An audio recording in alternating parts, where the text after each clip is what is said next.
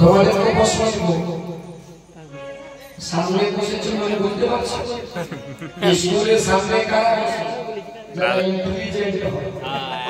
তাই তো তোমরা সামনে বসেছো, তোমাদের জন্য প্রশ্ন রেডি আছে। দেখো তোমরা লেখাপড়া করছো। হ্যাঁ, যারা মনিটর হয়, যারা ইন্টেলিজেন্ট আগে বসে, আর কারা আগে বসে? যারা ঘুমায় না, গাড়িতে লেখা থাকে আগে बैठकर सोना मना,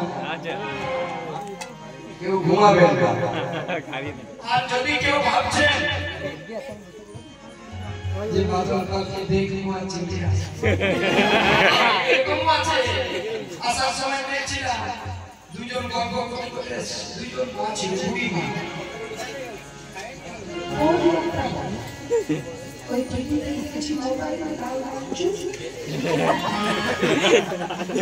যদি ভাবছেন দেখবো আর চলে যাবো, অর্ধেক সুখে চলে যাবো, তো চলে যাবে। আমি বলছি অর্ধেক কীর্তন শুনে যদি ভাবছেন কি যে কষ্ট হবে, এতক্ষণ বসা বড় কঠিন, চলে যাবো, চলে যাবে। চলে গেলে কি হবে শুনো, যদি মহাভারতের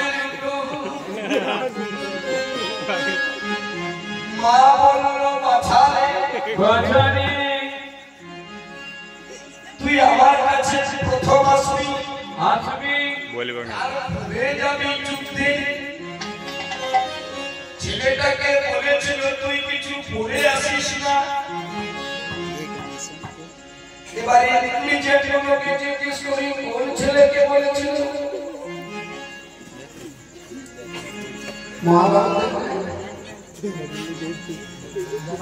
মা বলেছিল কিছু পড়ে আসিস না। ছেলেটা কি করেছিল কি নাম? দুর্যোধন। কে বলল এখানে রসগোল্লার মাল আছে? যারা যারা অ্যানসার দিচ্ছেন তারা রেডি থাকবেন, তাহলে কি করব? একজনকে দিয়েছি, ওকে রিচার্জ করব। দুর্যোধনকে অর্ধেক রাস্তায় বাধা দিল, তার কি নাম?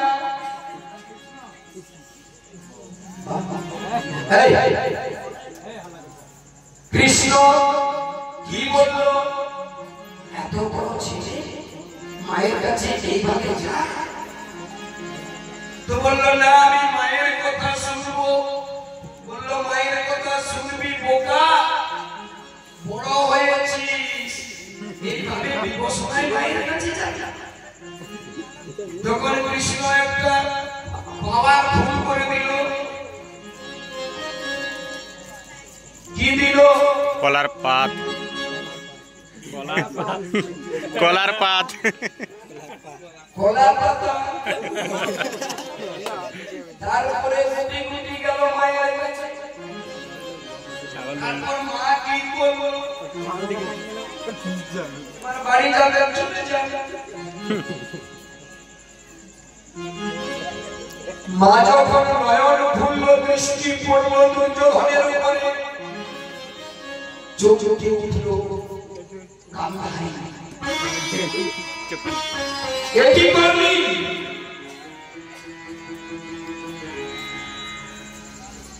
হলো কি বিপদ? ওই কলা পাতার জন্য কি হয়েছিল জানো? যেখান থেকে পড়েছিল ওটা থেকে গেল কাঁচা। জীবনটা কোথায় গেল? যারা অর্ধেকে শুনে যাবেন তারা হবেন অর্ধেকটা কাঁচা। অর্ধেক শুনলে কি রাত লাগে দিয়ে বাড়ি যাবেন, চলে যান। যেদিন যুদ্ধে যাবেন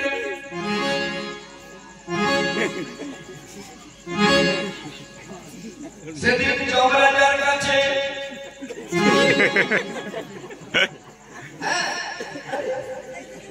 এটা আমার কথা নয়, শাস্ত্র কথা। আর যারা কীর্তন শুনে মিলন শুনে যাবে তাদের কি হবে? তাদের দেহ পাকা হয়ে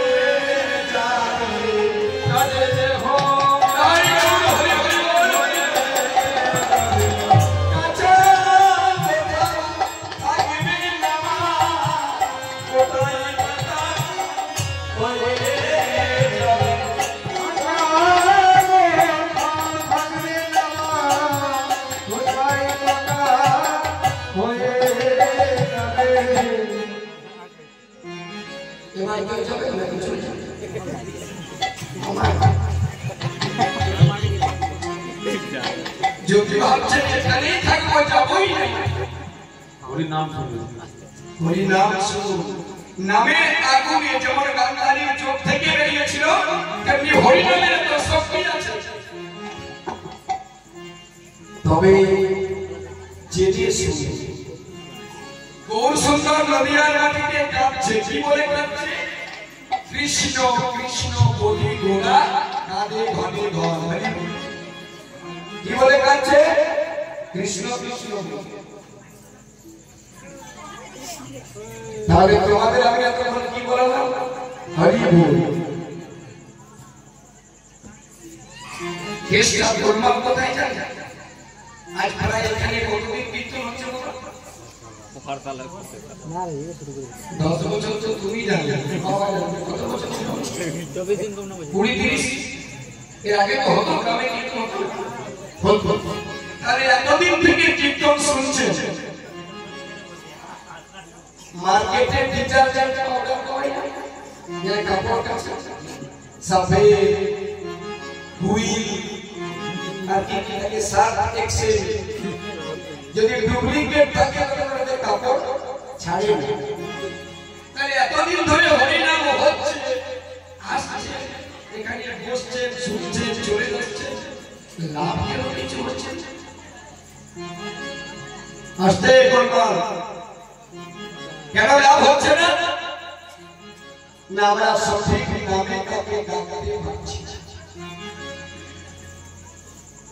আমরা ডাকতে পারছি না। বলো না, ডাকতে কে পেরেছিল? এক ডাকে ভগবানকে আসতে হয়েছে। আপনারা জানেন তখন থেকে মোবাইল তো ছিল না। দ্রৌপদীর একদিন বিপদ হয়েছিল। বিপদটা কি? বস্ত্র। সেদিন দ্রৌপদী একবার ভগবানকে তার কাছে আসতে হয়েছে। আমরা এতদিন ধরে ডাকছি, তবু আসছে না কেন? না কারোর নাম যদি হয় বাসুদেব, আর ওদিকে ডাকা হয় ও জয়দেব দাস, ও জয়দেব দাস, সাড়া দিবে? বাসুদেবকে জয়দেব ডাকলে সাড়া দিবে? দিবে না। তাহলে আমাদের কি হচ্ছে? আমরা কোন নামে ডাকব? কোন নামে ডাকলে? কেউ আছে বজরঙ্গবলীর ভক্ত, লাল সিঁদুর ও বজরঙ্গবলীকে ডাকে, গৌর হরি কৃষ্ণ কৃষ্ণ বলে ডাকছে। তাহলে কোন নামটাতে আপনি ডাকলে এখান থেকে ওখানে যাবে? কি নাম?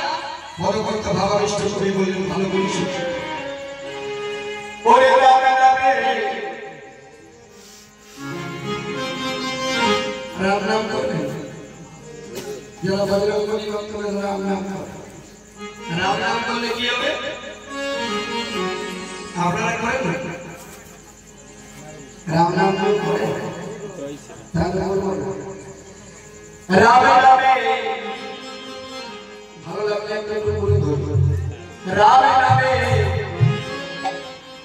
হবে আয়ু ক্ষয়, 100 বছর বাঁচলে 60 বছর মারা যাবে। রাম নামে হবে আয়ু ক্ষয়।